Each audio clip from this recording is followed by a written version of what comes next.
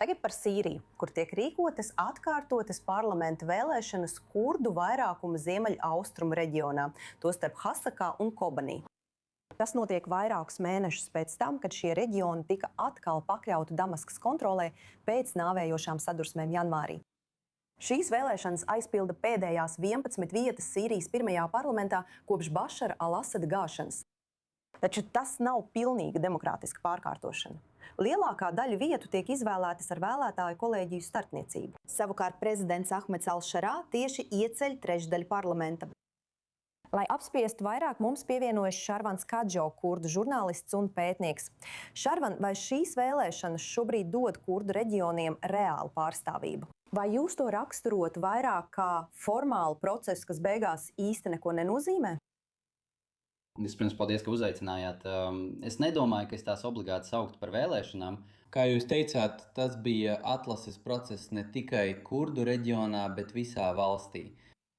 Ka režīmam Damaskai un prezidentam Ahmedam al-Šarā, pagaidu prezidentam Ahmedam al-Šarā, personīgi bija liela loma attiecībā uz vēlēšanu komisiju izvēli visā valstī, kā arī trešdaļas Sīrijas parlamenta locekļu tiešu izraudzīšanos. Tāpēc, protams, kurdi nav apmierināti ar pašu procesu.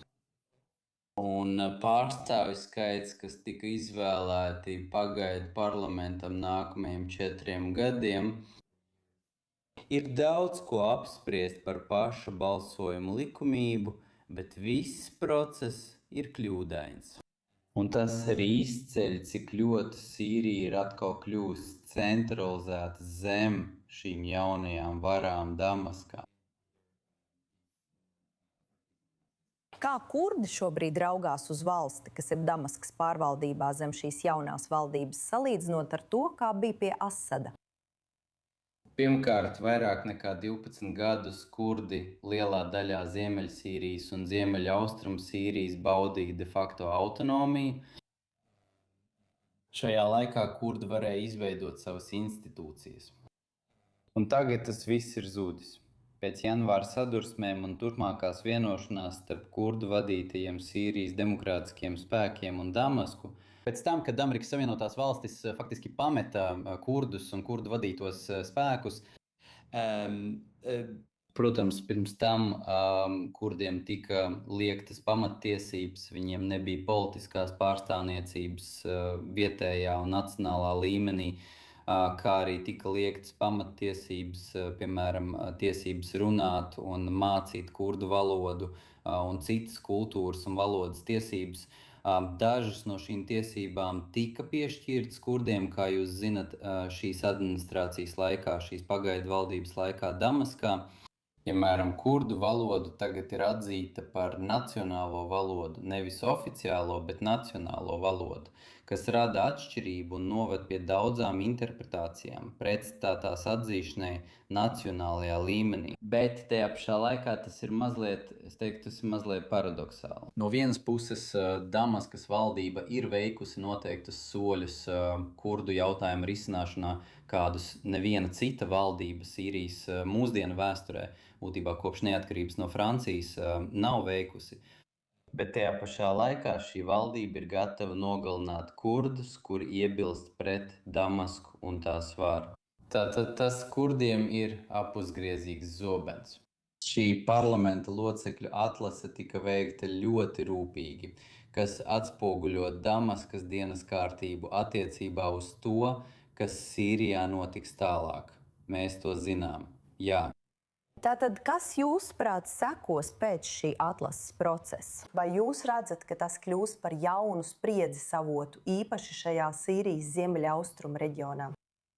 Noteikti. Es domāju, ka viens no galvenajiem pilsoņu kara iemesliem 2011. gadā bija tieši šī smagā centralizācijas sistēma visā valstī, ar kuru vietējie iedzīvotāji nebija apmierināti, kā lietas tika vadītas. Burtiski visu pārvaldīja un kontrolēja Damaskā. Tas pats notiek arī tagad, lai gan citādākā veidā, un tā Damaska mēģina atgūt savu varu visā valstī. Tāpēc spriedzi tur saglabāsies. Mēs varētu redzēt īstermiņa vai vidēja termiņa stabilitāti, Bet, protams, ilgtermiņā Sīrija nebūs nekādas stabilitātes, ko Bašara valdība vēlas panākt ar vai bez starptautiska atbalsta. Tāpēc es domāju, ka jautājums būs par to, kāda veida pārvaldes sistēma Sīrijai varētu būt. Vai mēs runājam par federālu sistēmu, vai mēs runājam par administratīvu decentralizētu sistēmu, vai par tīri centralizētu sistēmu, kāda Sīrijai ir bijusi, īpaši Bāzes valdīšanas laikā, vairāk nekā 50 gadus, 50 gadus.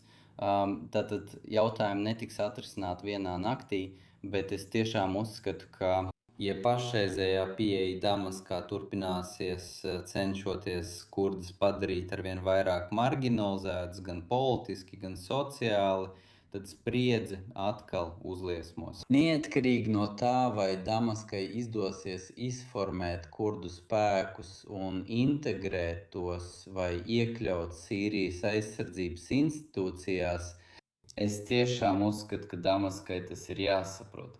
Ja viņi vēlas, lai kurdi pilnībā integrētos Sīrijas valstī, tad kurdu tiesības ir jāatzīst vispirms. Pirms mēs runājam par amatu piešķiršanu šur un tur simbolisku, noteiktu kurdu kopienas locekļu iekļaušanu, šīs lietas neatrisinās ilgstošās problēmas un pretenzijas, kas kurdiem ir bijušas daudzus gadus. Ļoti svarīgi, īpaši, kad mēs skatāmies uz to, kas nākotnē varētu notikt Sīrijā. Sirvans Kadžo, lieliski, ka šodien bijāt kopā ar mums i24 News English. Paldies! Paldies, ka uzaicinājāt mani!